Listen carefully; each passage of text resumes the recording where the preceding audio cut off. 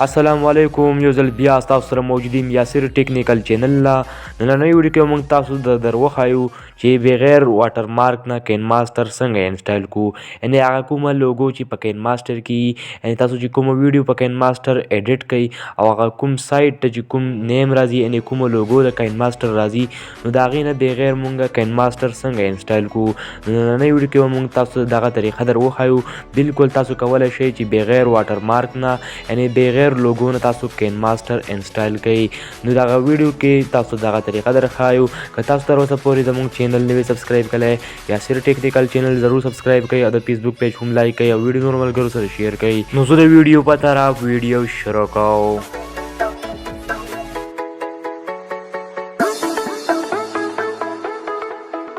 ویلکم بیک یو ځل بیا دا کومه ویډیو چې تاسو وکتله ملګرو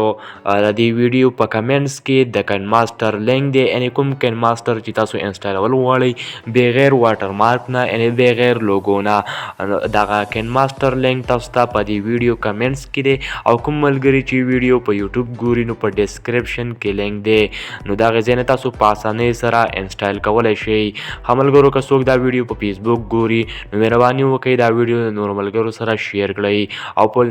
د یوټیوب چینل هم سبسکرایب کړئ داسې نورو ښایسته ښایسته ویډیوګانو دپاره اوس موږ له راکئ اجازت د الله په امان